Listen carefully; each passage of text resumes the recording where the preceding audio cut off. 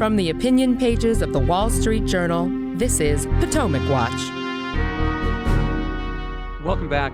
Before the break, Kim pointed to the historical standard of consumer welfare for these kind of antitrust actions and not going against big business just because it happens to be big. But Alicia, do you agree that part of what's going on here is the change in democratic attitudes towards this kind of regulation, that bigness is bad for its own sake? And that part of what's going on here may be some regret that they weren't able to block Facebook from acquiring Instagram and WhatsApp, and it's just gotten too big.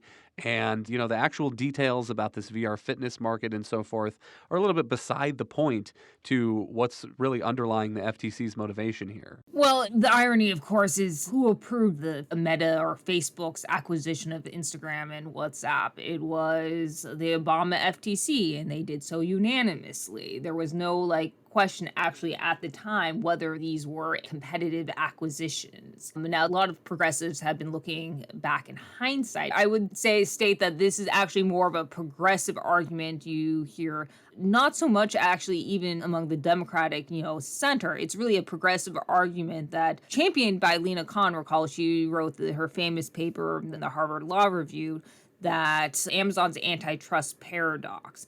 And this is basically that the companies can, when they acquire other companies, they actually amass too much power and they can exert anti-competitive effects across the entire marketplace. And this is, again, really, behind, if you read between the lines in the lawsuit, this is the concern, or this is the overarching worry of the FTC, is that essentially that if Meta is allowed to acquire these apps, and again, they've already been acquiring a number of apps, the FTC just actually didn't have a 3-member majority to block those prior acquisitions or to file suit to block those acquisitions. It'll essentially consolidate its power over the metaverse in a way that it supposedly has in social media. Now, I kind of view it more broadly that I think the social media space is actually quite competitive, and Meta is actually seeing slowing growth both on Instagram and on Facebook and WhatsApp for that matter, as TikTok actually appeals more to the younger crowd. But there's this idea that among the progressive left, that companies shouldn't be allowed to get too big because then they can hurt competitors. And again, going back to the Amazon example, Lena Khan has argued that the small businesses that sell on its marketplace are put at a disadvantage and that Amazon exploits them and uses their data to improve its own website. And so there's actually a concern, or kind of tiptoes around this in the lawsuit, that Meta could also similarly use the data that it's garnering about users through acquiring these apps to improve its own headset and its own app store. Now, that actually seems to me to be pro-competitive, right? Meta is actually improving its services, and so how are consumers harmed? But going back to your point, there has been this shift against the Brandeisian to a more hipster, I think that's what is now called the hipster theory, antitrust theory, that was popularized by Tim Wu, who was at the White House Economic Council, that bigness is bad per se, and it doesn't really matter whether consumers benefit or not. But let's turn to some of the conservative concerns also about the power of Facebook. And Mark Zuckerberg made some headlines last week, when he was asked on Joe Rogan's podcast about why Facebook throttled the Hunter Biden laptop story by the New York Post just a few weeks before the 2020 election. Listen to this. A lot of people were still able to share it. We got a lot of complaints that was the case. Obviously this is a hyper-political issue, so depending on what side of the political spectrum, you either think we didn't censor it enough or censored it way too much. But we weren't sort of as black and white about it as Twitter. We just kind of thought, hey, look, if the FBI, which I still view as a legitimate institution in this country, it's like very professional law enforcement, they come to us and tell us that we need to be on guard about something, then I want to take that seriously. Did they specifically say you need to be on guard about that story?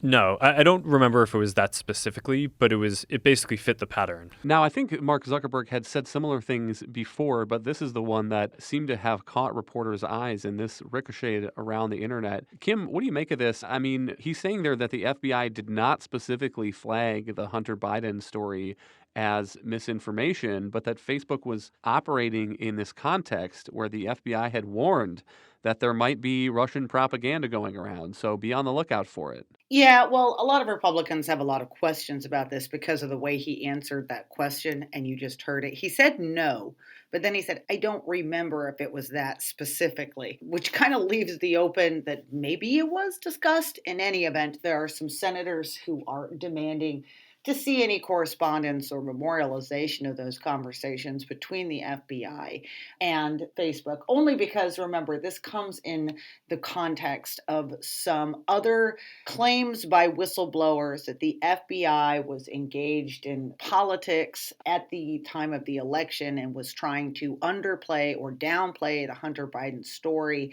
essentially deep sixing it when they knew that they shouldn't be. That's the argument among some Republicans. So this certainly caught everybody's attention. But the bigger question, obviously, that comes out of this is it reignites the debate and the concerns that a lot of conservatives have about these big platforms and their ability to shut down stories, to essentially censor certain political comments. We saw that how it happened during COVID. Facebook has all these fact checkers that go after people and essentially get their comments throttled or shut down if they say the wrong things on climate or the wrong things on science or the wrong things on COVID or the wrong things about disinformation. And it's such an enormous power. I think one of the problems Washington has is no one's really put their finger on how you solve this issue or deal with this issue. These are private companies. They do have some right to censor or manage the commentary that goes across their platforms. At the same time, if there is some sort of evidence that they are acting for a political party or as a sort of branch of government, that's in terms of censorship, that's a concern too. But I guess the real problem that they all have, and to round this back to Lena Khan and her lawsuit, is that because of those actions that they have taken, they find themselves with really no friends in DC these days. Whether Republicans or Democrats, these platforms have done something to annoy everybody.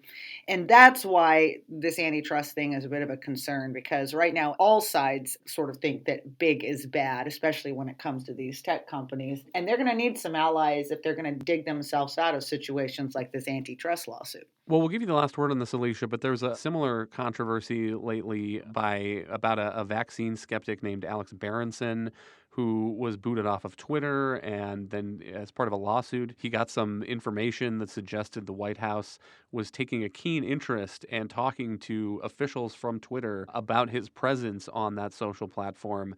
And I mean, if bigness is not bad per se, then maybe the answer, I think you said a minute ago that you think that the social media space is more competitive than a lot of people think it is. We have President Trump who just set up this Truth Social site, and it's possible that Elon Musk will end up owning Twitter, whether he really wants to, or at least wants to pay the price that he originally agreed to for it or not. What's the solution here to your mind, Alicia? Well, going back to the Alex Berenson, what's especially concerning there is that he got evidence that the government officials had flagged to Twitter posts and had personally targeted him, and he was soon booted off of the platform after that targeting. After White House, Biden actually came out and said that, these platforms are killing people. Now, in my view, competition is the solution. You do have Musk's bid for Twitter that's now stymied in federal court. And I'm not so sure he's trying to wiggle out of it, but rather to negotiate the price down. Who knows? But I do think a lot of these social media platforms are facing increased competition from, you see, Truth Social, as you mentioned, but also TikTok. Now, there isn't so much political discourse that occurs on TikTok, but they do compete for revenues. These platforms are realizing they're going to have to adapt, and they also, to Kim's point, are realizing that they need friends in Washington, Republicans, and I think the pressure probably will benefit the political pressure, and I think that has helped in terms of Mark Zuckerberg. He hasn't been as censorious as Google and Twitter have been, and no doubt that it's because he realizes the importance of having friends in Washington. Thank you, Alicia. Thank you, Kim. Thank you all for listening. You can email us at pwpodcast@wsj.com. If you like the show, please hit that subscribe button, and we'll be back tomorrow with another edition of Potomac Watch.